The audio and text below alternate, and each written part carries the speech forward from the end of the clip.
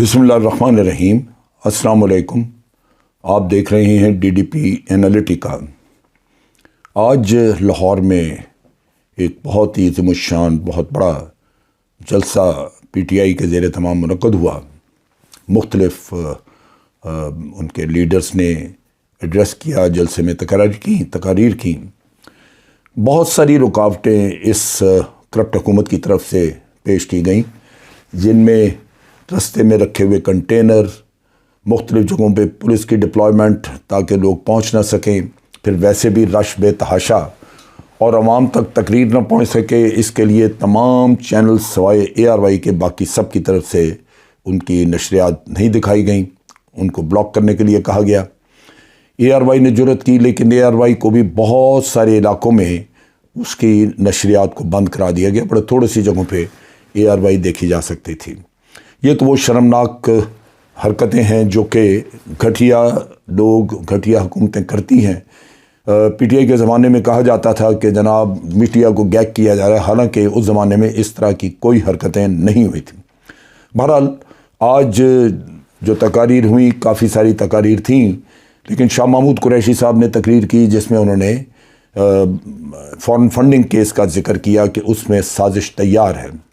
انہوں نے بارہا کہا کہ یہ سازش تیار ہے جو کہ الیکشن کمیشن میں بنائی گئی ہے، اور یہ میں بڑے پہلے دن سے کہہ رہا ہوں کہ اس حکومت نے یا جو بھی اعلیٰ کار ہیں باہر کے سازشی جو ہیں یہاں پہ عناصر، ان کی طرف سے یہ ایک تلوار لٹکا کے رکھی گئی ہے، اور بارہا ان کو کہا گیا ہے کہ آپ اگر تو ہماری طرح ہمارے معاملات پہ چل نکلیں جس طرح ہم چاہتے ہیں تو پھر تو یہ تلوار ہٹائی جا سکتی ہے، ورنہ یہ تلوار استعمال ہوگی۔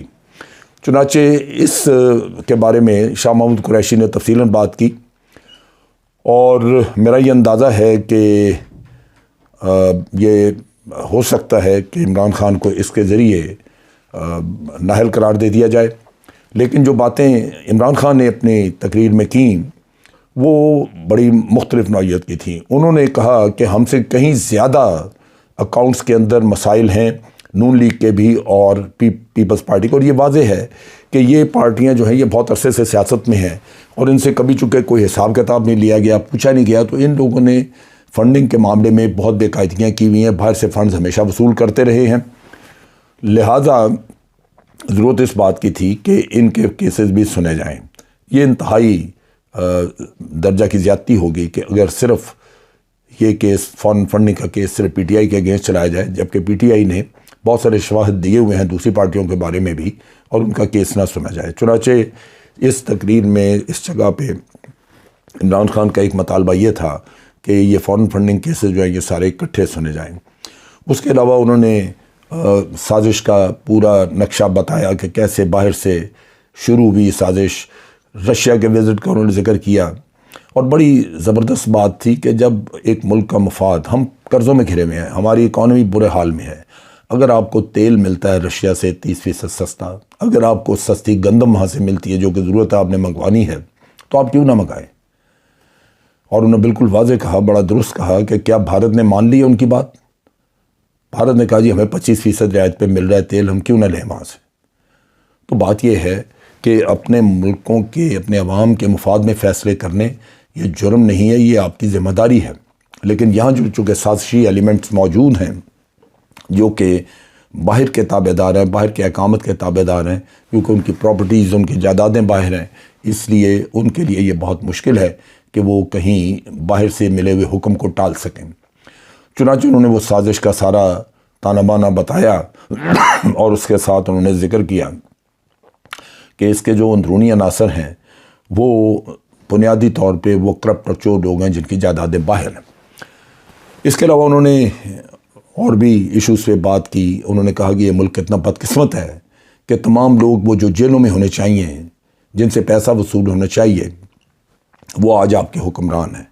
ایک پرائم منسٹر جو کہ جس کے اوپر کرپشن کے بے شمار کیسز ہیں، اس کی فیملی کا انہوں نے بتایا کہ لگاتار یہ سارے جھوٹ بولتے ہیں، پارلیمنٹ میں کس طرح جھوٹ بولے ان لوگوں نے، سپریم کورٹ میں کیسے جعلی ڈاکومنٹس جمع کرائیں، یعنی ایک ایک چیز جو جس سے واضح ہے کہ یہ لوگ کسی بھی طرح اپنے پیسے، اپنی لالچ اور کرپشن کے علاوہ ملک کے ساتھ اور کوئی ہمدردی نہیں رکھتے۔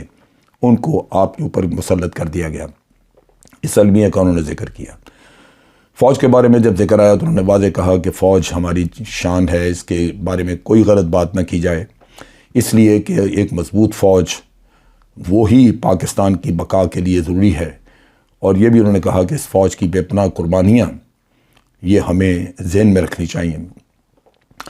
آخر میں انہوں نے یہ بھی کہا کہ جس سے غلطی ہوئی اس کو غلطی کا اگر احساس ہو گیا تو ہمارے مطالبہ یہ ہے کہ فوراً الیکشن کرائے جائیں۔ ایک چیز تو میں واضح کر دوں کہ وہ الیکشن کمیشن جس نے کہ یہ سازش تیار کی ہوئی ہے کہ آپ کو فارن فنڈنگ کیس میں وہ نااہل کروائے، کیا اس الیکشن کمیشن کے نیچے کرائے گئے انتخابات وہ قابل اعتماد ہوں گے؟ یہ پی ٹی آئی کو میرا خیال ہے سوچ لینا چاہیے۔ میرے نقطہ نگاہ سے اس الیکشن کمیشن کے نیچے کرائے ہوئے انتخابات کسی بھی صورت میں وہ فیئر الیکشنز نہیں ہو سکتے۔ دوسری بات یہ ہے کہ ہم بار بار جب کہتے ہیں کہ امریکہ کے لیے ہم نے جنگ لڑی، 400 ڈرون اٹیکس کیے اور ہمارے ہی لوگ مارے گئے، ہم نے اپنے ملک کے مفاد میں فیصلہ کرنا تھا کہ ہمیں کسی اور کی جنگ میں اب جانا یا نہیں جانا۔ 80,000 لوگ ہمارے مارے گئے، $150 بلین سے زیادہ آپ کا اکانومی کا نقصان ہوا۔ تو جو دوسرے کی جنگ اور اس کے لیے ہمارے لوگ مارے گئے تو پھر ہم نے ان سے کمپنسیشن کیوں نہیں مانگی؟ میری سوچ یہ کہتی ہے کہ اگر آج آپ ان سے کمپنسیشن مانگیں تو شاید وہ آئندہ آپ سے اس طرح کا مطالبہ ہی نہ کریں، اور کمپنسیشن جو ہے وہ ہمارے ماہرین بیٹھ کے ورک آؤٹ کریں۔ پہلے تو جن کی جانیں گئیں ان کے لواحقین کے لیے کیا انتظام ہوگا، ان کو کیا کمپنسیشن ملنی چاہیے، کیونکہ ان کے تو ارننگ ہینڈز جو ہیں وہ چلے گئے۔ دوسری طرف یہ ہے کہ جو ہماری اکانومی کا نقصان ہوا اس کا ازالہ کیا ہے، وہ کیسے ملے گا، بجائے اس کے کہ ہمیں $150 ملین دے کے تو امریکہ منہ بند کرائے۔ ہمیں اپنا حق مانگنا چاہیے۔ آج کے لیے اتنا ہی۔ افواج پاکستان زندہ باد، پاکستان پائندہ باد۔